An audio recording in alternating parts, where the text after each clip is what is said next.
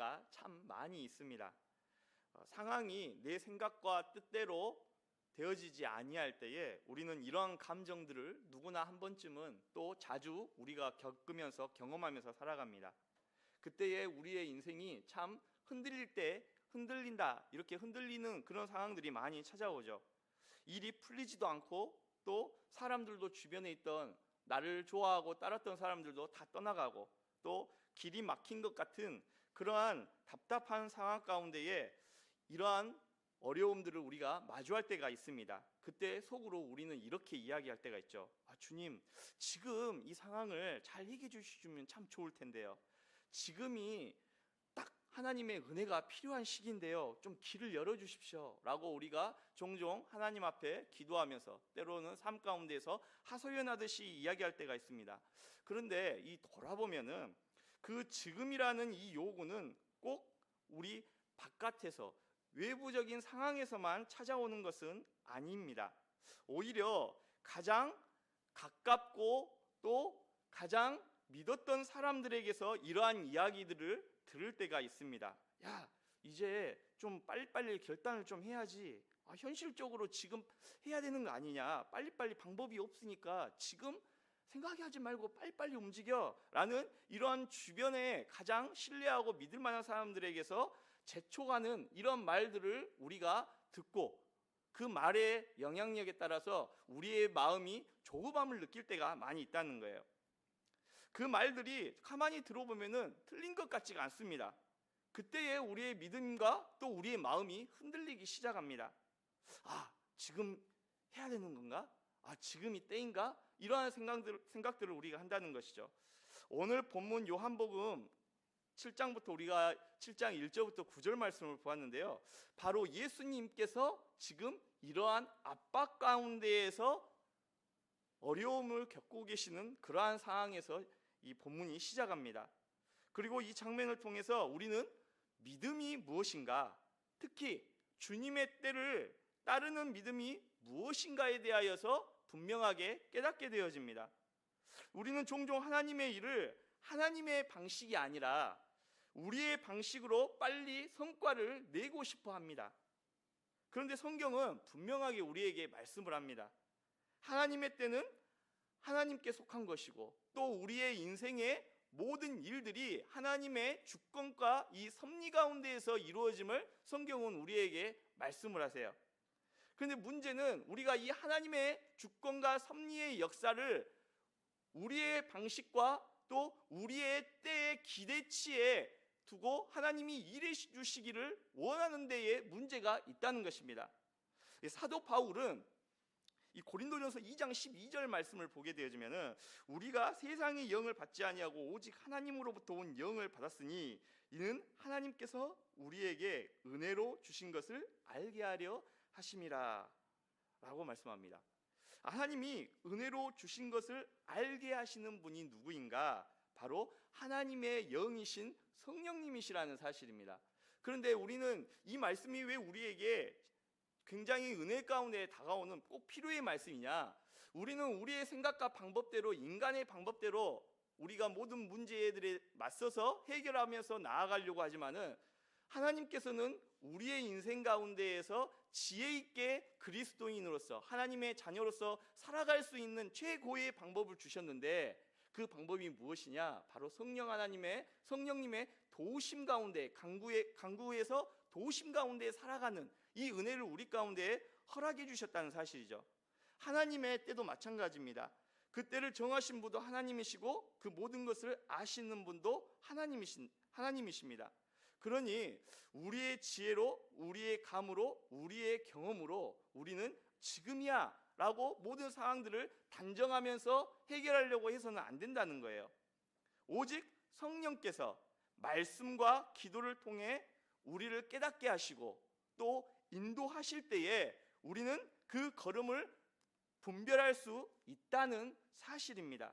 때문에 우리는 하나님의 이 말씀인 성경을 가까이 해야 되는 이유가 여기에 있습니다. 성령의 도우심을 구하면서 기도해야 되는 것이죠. 그때에 이 성령의 도우심을 힘입어서 하나님의 때를 분별하는 지혜를 얻게 되어지는 것입니다. 이제 이 진리가 본문 속에서 어떻게 드러나는가에 대하여서 우리가 말씀을 잠깐 살펴보도록 할 건데요. 1절 말씀을 보게 되어지면 예수님께서 유대 땅을 다니지 않으신다고 말씀을 합니다. 이유는 단순합니다. 유대인들이 예수님을 죽이려 했기 때문에 그래요. 그런데 2절 말씀을 보게 되어지면 약간의 분위기가 달라집니다.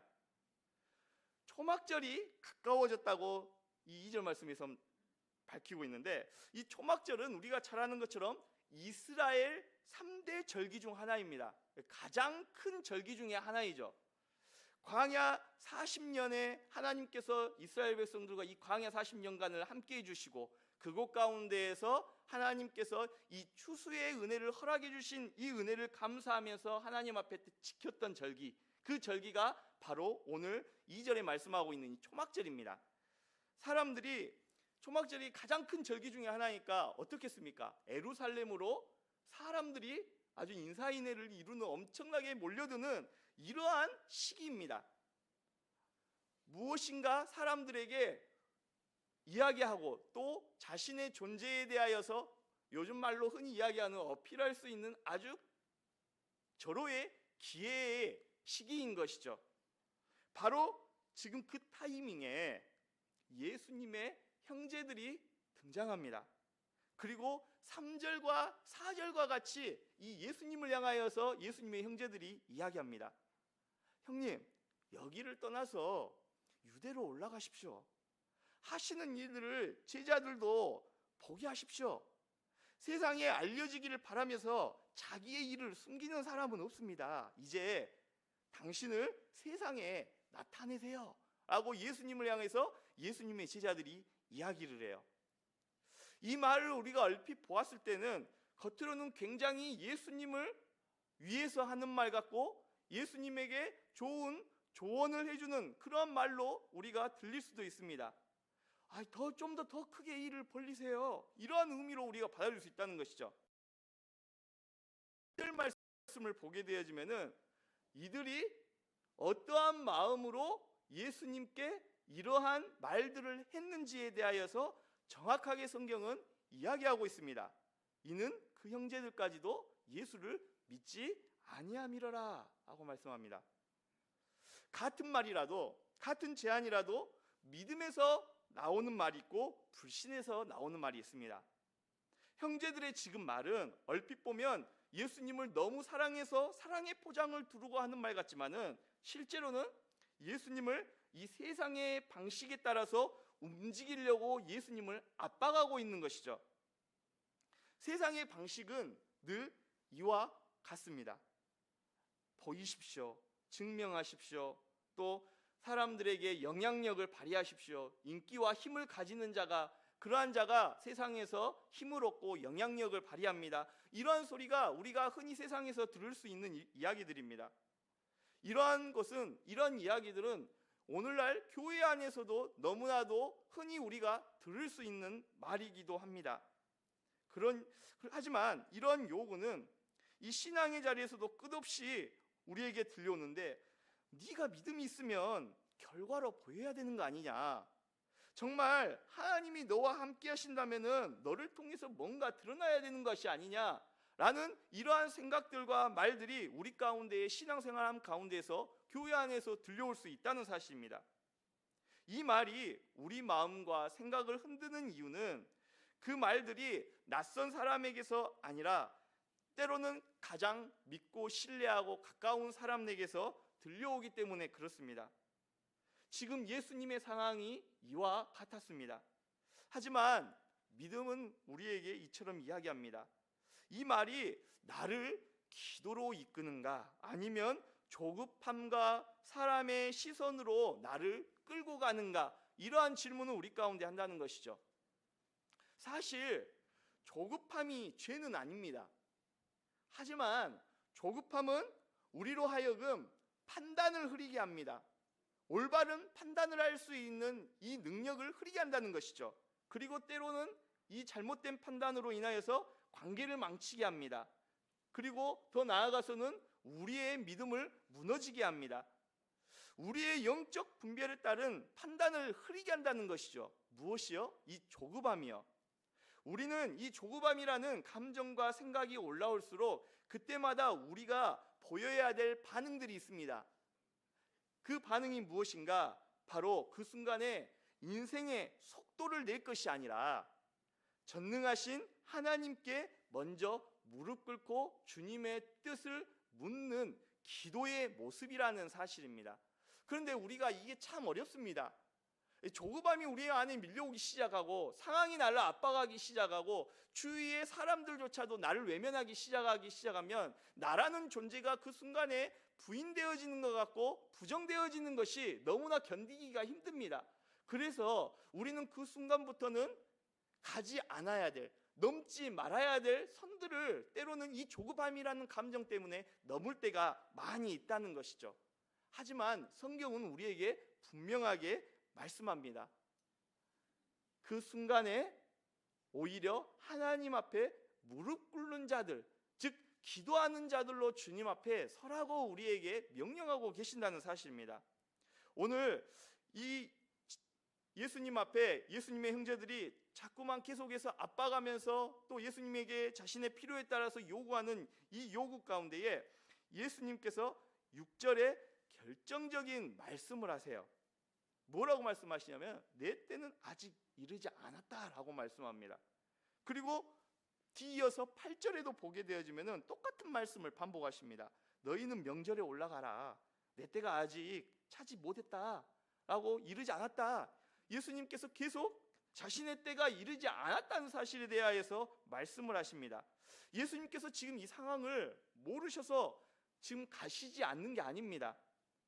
예수님은 지금 유대 지도자들이 자신을 죽이려 한다는 것도 잘 알고 계셨고 또 이미 많은 사람들이 등을 돌려 떠난 것도 알고 계셨고 더구나 가까운 제자들 중에 자신을 배반할 자가 있다는 것들도 너무나도 잘 알고 계셨고 또 초막절이라는 이 절기의 특징 가운데에 예루살렘에 많은 사람들로 인하여서 북적북적할 것이라는 것을 그 누구보다도 잘 알고 계셨습니다. 그럼에도 불구하고 예수님께서 제자들에게 자신의 때가 이르지 아니하였음에 대하여서 반복적으로 말씀을 하세요. 말 그대로 지금 예수님의 상황만 본다면은 모든 것이 다 좋지 않은 상황으로 가고 있습니다. 이러한 상황에서 형제들의 말, 지금 올라가서 한번 크게 보여주세요. 이 말이 얼마나 솔깃하게 들리겠습니까? 지금은 이 좋지 않은 상황을 뒤집을 수 있는 절호의 시기요 타이밍입니다. 지금은 사람을 모아야 할 때이고 또 그로 인하여서 사람들을 모아서 이적과 기사를 드러내는 것이 인간의 생각에 보았을 때는 아주 적절한 방법입니다. 세상은 그렇게 이야기합니다. 하지만 예수님께서는 지금 이 세상의 방법, 예수님의 형제들이 제안하는 이 세상적인 방법에 대해서 단호하게 거절하십니다. 왜냐하면 예수님께서 이 땅에 오신 목적이 있기 때문에 그렇습니다. 사람들은 예수님을 정치적 메시아로 바라보았습니다. 이 말은 많은 사람들이 예수님을 정치적 메시아로 기대했다는 것이죠. 로마의 압제에서 자신들을 해방시켜주고 또 이스라엘을 다시금 번영시킬 수 있는 힘을 가진 메시아를 갈망하고 있었던 것입니다. 그런데 예수님께서는 자신들을 향하여서 인자의 살과 피를 먹지 아니하면은 영생이 없다는 말씀을 하십니다. 사람들의 이 기대와 전혀 다른 길, 또 죽음과 십자가의 길을 말씀하십니다. 그 순간에 우리가 지난주에 말씀을 통해서 살펴보았지만은 이 말씀을 하는 순간에 많은 사람들이 예수님의 곁을 떠나가 버렸습니다. 지금 오늘 예수님 앞에 이러한 요구를 하고 있는 형제들도 결국 많은 군중들의 모습들과 그들이 바라는 모습들과 다를 바가 없었던 것입니다. 같은 틀 안에 있는 상태였던 것이죠. 이 자신을 드러내라는 이 요구는 예수님을 이 세상의 이 성공 공식 위에 올려놓으려는 이러한 뜻입니다. 그러나 이 하나님의 방법은 달랐습니다. 하나님의 일하심의 방법은 달랐다는 것이죠. 하나님의 방법은 인기와 힘으로 통치하는 길이 아니라 이 십자가와 고난, 죽음을 통한 이 대속의 길이었습니다. 예수님께서는 급한 이 상황처럼 보이는 순간에도 세상적인 방법을 택하지 않으십니다.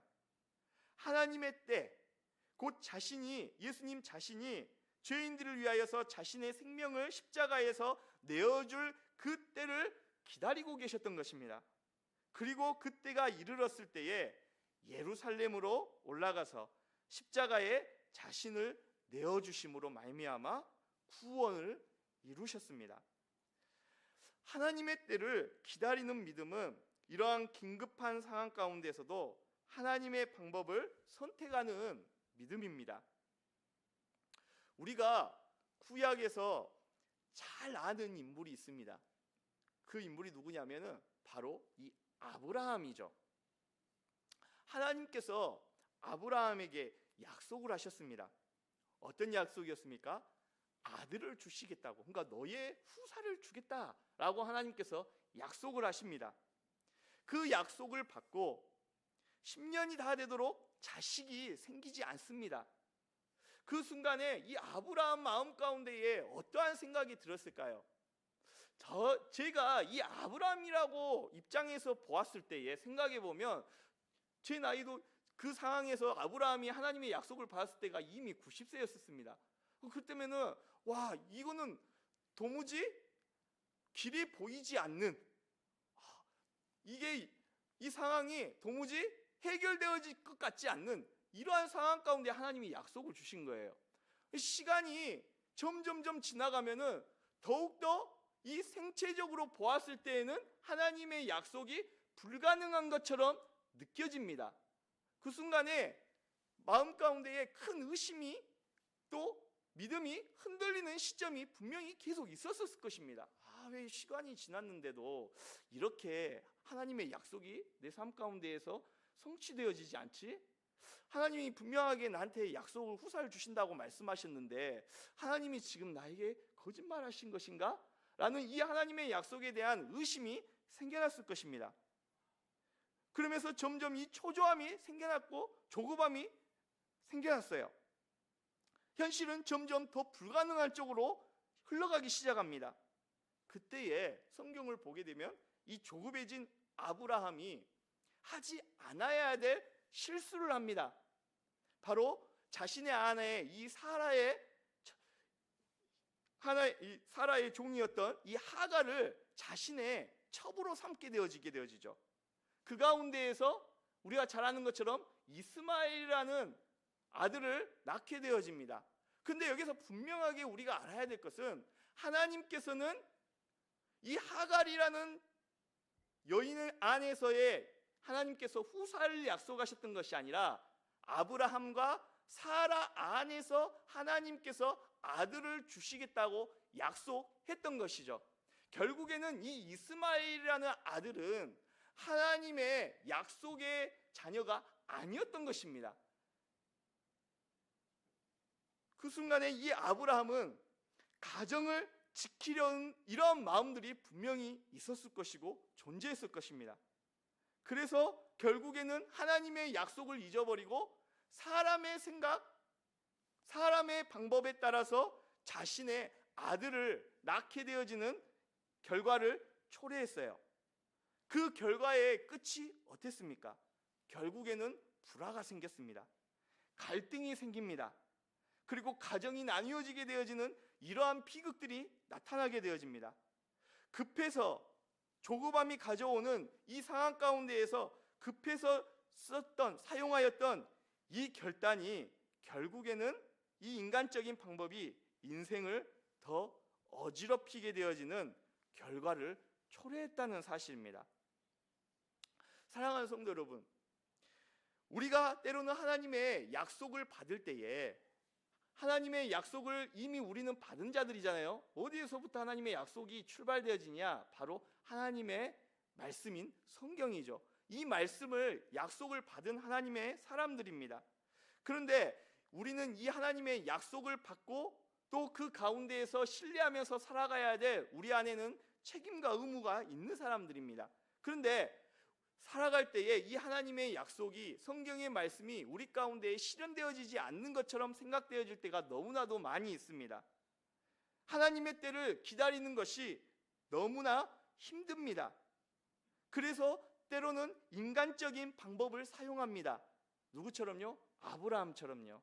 때로는 우리가 잘 아는 것처럼 사울처럼요. 하나님이 기다리시라고 약속하시는 그 약속에 대해서 기다리지 못하고 자신의 이 영역의 밖의 사역이었던 일이었던 이 분향하는 일, 제사를 드리는 일까지도 왕으로서 감당함으로 말미암아 하나님 앞에 버림을 받게 되어지는 결과를 초래하게 되잖아요. 무엇에 대한 감정에서 비롯되어진 것입니까? 바로 이 조급함에서 시작되어지는 것이었습니다. 지금 이 상황이 위기야. 지금 이 상황이 너무나도 급해. 그래서 나는 어쩔 수 없이 선택하는 방법이었어. 내가 생존하기 위해서, 내가 살기 위해서 선택할 수밖에 없었던, 마지못해 할 수밖에 없었던 결과였어 라고 우리가 이렇게 합리화할 때가 있습니다. 하지만 우리가 분명하게 이 시간을 통해서 다시 한 번 더 깨달아야 됩니다. 조급함 때문에 하나님의 말씀을 우리가 순종하지 않고 인간적인 방법인, 즉 편법을 우리가 써서 살게 되면 그때부터 일들이 잘 되는 것이 아니라 오히려 더 꼬일 수 있다는 사실입니다. 하나님의 방법은 힘들어도 하나님의 약속은, 하나님의 계획과 방법은 확실한 방법이고, 하나님은 우리에게 확실한 방법과 확실한 때에 하나님의 약속을 하나님의 사람들을 통하여서 이루어 가시는 살아계신 하나님이시라는 사실을 우리는 믿어야 된다는 사실이에요. 그래서 우리는 늘 하나님의 때를 갈망하면서 기도하며 기도 가운데 하나님의 때를 기다릴 수 있는 사람들이 되어져야 된다는 사실입니다. 혹시 요즘 우리의 삶이 그렇지 않습니까?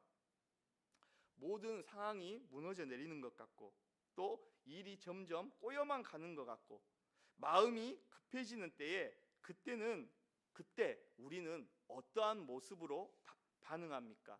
어떠한 선택을 하고 있습니까? 세상의 방식이 아니라 하나님의 방식, 하나님의 방법을 택하는 것, 그것이 바로 그리스도인으로서의 모습입니다. 그리고 그 순간 우리는 이렇게 고백해야 됩니다.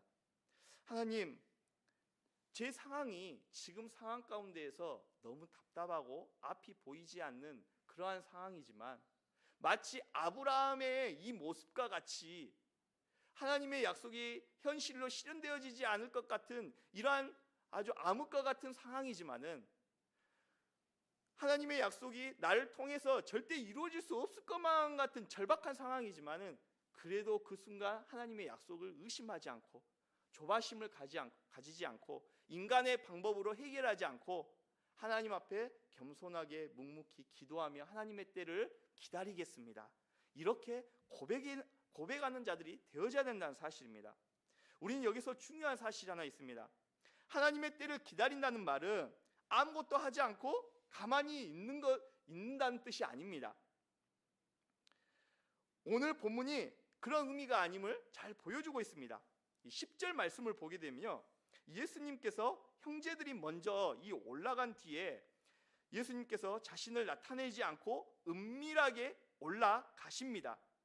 무엇을 의미하고 있냐면은, 예수님께서는 이 하나님의 때를 기다리시면서도 지금 자신에게 주어진 일을 분명하게 붙들고 움직이셨다는 사실입니다.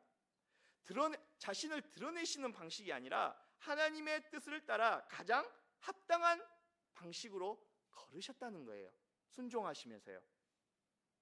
구약의 이 요셉을 한번 보십시오. 형들에게 팔려 애굽으로 내려가서 종살이를 합니다. 그 가운데에서 억울한 누명을 쓰고 감옥에 끌려갑니다. 감옥에 갇혔습니다. 그 시대의 감옥은 굉장히 절망적인 장소입니다. 왜냐하면 누가 자신에 대하여서 기억해내서 왕 앞에서 자신을 이야기해줘서 꺼내주지 아니하면은 평생 그 감옥에서 남은 여생을 끝마칠 수도 있기 때문에 그렇습니다. 하물며 지금 이 감옥에 갇힌 요셉의 신분이 어떠한 신분입니까? 종의 신분입니다. 그냥 종도 아닙니다. 이방인 종입니다. 그들에게 보았을 때 이방인이잖아요. 이방인 종이에요. 이런 사람을 누가 기억하고 꺼내주겠습니까? 요셉은 지금 상황을 보면은 모든 것이 암울하고 캄캄한 상황이에요. 그런데 요셉은 그 자리에서 결코 무너져 주저앉지 않았습니다. 하나님이 주셨던 약속을 끝까지 붙들었습니다. 그리고 자신에게 하나님께서 허락해 주신 하루하루를 최선을 그 옥에 있으면서도 감당했습니다. 종살이에서도 하나님이 함께 하심이 드러날 만큼 많은 죄수들이 또 간수들이 보고 와, 저애는 정말 하나님이 함께한 사람이야 라고 인정할 만큼 그 자리에, 자신에게 주어진 자리에서 충성했다는 사실입니다. 감옥에서도 맡겨진 일을 성실히 감당하다가 결국 어떻게 되었습니까? 하나님의 때에 그를 키우게 해주는 사람이 있었다는 것이죠. 그 방법으로 하나님께서 일하시고 결국에는 요셉이라는 인물을 하나님이 약속하셨던 것처럼 들어서 사용하셔서 이방 땅에서 하나님의 영광을 높이는 자로서 쓰임받도록 하나님께서 붙들어 사용하셨다는 사실입니다. 우리는 이 사실을 기억해야 됩니다. 오늘 내게 주어진 날에 최선을 다하고 하나님의 때에 대한 소망이 더 분명하게 살아가야 된다는 사실입니다. 오늘을 그냥 흘려보내면은 하나님의 때에 대한 소망이 우리 가운데 점점 희미해지고 마침내 우리는 그 가운데서 세상과 타협하고 살아갈 수밖에 없다는 사실이죠. 그 가운데에서 세상 것은 얻을지 몰라도 하나님의 일하심을 경험하지는 못하게 되어지는 것입니다. 사랑하는 성도 여러분, 이 요한복음 7장 후반부를 보게 되어지면요, 예수님은요 이제 무대를 옮기셔서 성전에서 가르치세요. 근데 이 유대 당국자들이 예수님을 죽이려 합니다. 이미 오늘 본문 7장 1절에서부터서도 이 유대인들이 예수님을 죽이려고 하기 시작했다 했잖아요. 근데 이제 유대 당국자들이 예수님을 더욱더 잡아 죽이고자 노력을 합니다. 그런데 성경에 보게 되면은 이 예수님을 죽이려고 하였지만은 그들이 예수님에게 손을 대지 못합니다. 왜 그렇습니까? 7장 30절이 이 내용에 대하여서 증언하고 있습니다. 우리 7장 30절 말씀인데요, 여러분들이 함께 읽도록 하겠습니다. 요한복음 7장 30절입니다. 읽겠습니다.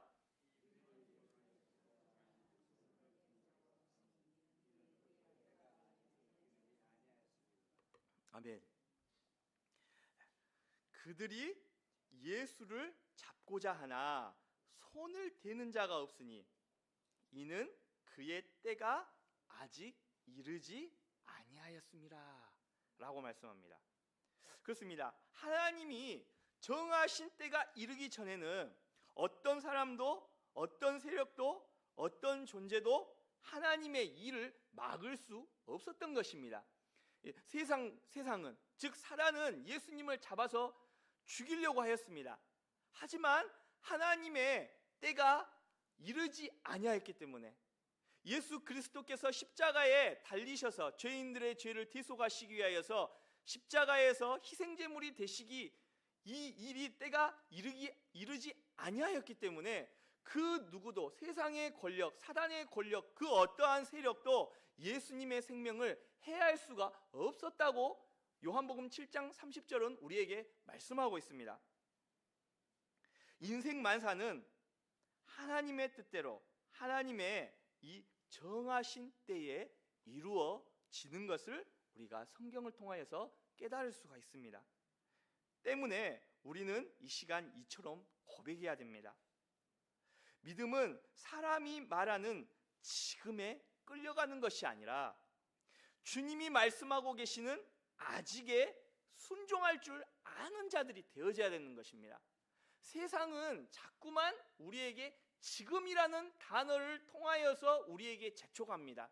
이것이 마치 하나님이 일하시는 때인 것처럼 우리에게 압박을 가하는 것이죠. 하지만 하나님의 때는 아직이라는 이 시기 앞에 놓여 있을 때가 있다는 사실입니다. 그래서 우리는 늘 분별력을 가지는 자들로서 주님 앞에 서면서 그 분별력을 가질 수 있는 능력을 주시는 성령 하나님 앞에 기도함 가운데에 간구함으로 나아가는 자, 무릎 꿇는 자들이 되어져야 된다는 사실입니다. 사랑하는 성도 여러분, 혹시 지금 마음이 급하십니까? 내 주위에 있는, 내 삶 가운데 있는 나에게 큰 영향력을 주는 사람들이 끊임없이 나의 귓가에 지금 해야지, 빨리 해, 결정해 라는 이러한 목소리로 우리의 마음을 조급하게 합니까? 하지만 오늘 주님은 우리에게 말씀하십니다. 내 때는 아직 이르지 않았다. 이 아직 속에 주님의 사랑이 있습니다. 또한 이 아직 속에 주님의 보호하심이 있습니다. 이 아직 속에 주님의 완전한 계획이 있는 것입니다. 그러니 오늘 우리는 이처럼 순종하였으면 좋겠습니다. 조급함이 올라올수록 속도를 내지 말고 기도를 하는 기도의 용사들이 될 수 있기를 원합니다. 드러내라는 이 세상의 요구 앞에서 주님만 드러나게 하소서를 선택할 수 있는 자들이 되어질 수 있기를 원합니다. 주님의 아직을 원망이 아니라 신뢰로 받을 수 있는 자들이 되어질 수 있기를 원합니다. 그리고 그 기다림을 핑계로 멈추지 않고 오늘 내게 맡겨진 이 순종을, 맡겨진 이 모든 삶의 책임들 가운데에서 순종함으로 끝까지 주님 앞에 성실하게 믿음 가운데 살아갈 수 있는 저와 여러분 될 수 있길 바랍니다.